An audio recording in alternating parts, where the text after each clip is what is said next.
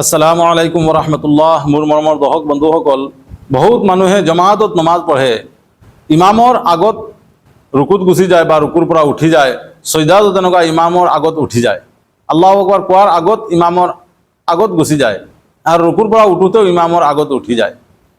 ইয়াৰ ওপৰত এটা হাদিছ আপোনালোকৰ মাজত লৈ আহিছোঁ। হুজুৰ পাক সাল্লাল্লাহু আলাইহি ওয়াসাল্লামে ইৰশাদ কৰিছে, যি ব্যক্তিয়ে ইমামৰ আগত ৰুকুৰ পৰা উঠি যায় বা সজদাৰ পৰা উঠি যায়, সিহঁত সাৱধান হৈ যাওক। ইমামৰ আগত মূৰ উঠাই লয়, সিহঁতে মূৰ উঠোৱাৰ পৰা বাচি যাওক, মূৰ উঠোৱাৰ পৰা সাৱধান হৈ যাওক। যদি আল্লাহ তাবাৰক ওয়া তাআলা সিহঁতৰ মূৰ গাধৰ মূৰৰ নিচিনা যদি বনাই দিয়ে, নাইবা গাধৰ চেহেৰা যদি বনাই লয় আল্লাহ, ভাই বন্ধুসকল, নমাজটো নহ'বই। ইমামৰ লগত শৰীক হৈ যদি ইমামৰ আগবাঢ়ি যায়, নমাজ নহ'ব। আৰু আল্লাহ নবী সাল্লাল্লাহু আলাইহি ওয়াসাল্লামে হাদিছে পাকত ঘোষণা কৰিছে, যদি আল্লাহ তাআলাই গাধৰ চেহেৰা যদি বনাই লয় আল্লাহ, বা গাধৰ মূৰৰ নিচিনা বনাই লয়, কি হ'ব? সেইকাৰণে ইয়াৰ পৰা আমি বাচিব লাগে।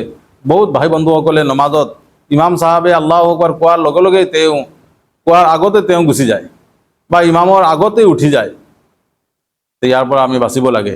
যিসকলে জমাতত নমাজ পঢ়ে, বহুত মানুহ আছে এনেকুৱা ইমামৰ আগবাঢ়ি থাকে, এইবিলাকৰ পৰা আমি বাচিব লাগে। আল্লাহ তাআলাই ইয়াৰ ওপৰত আমল কৰাৰ তৌফিক দিয়ক। আমিন।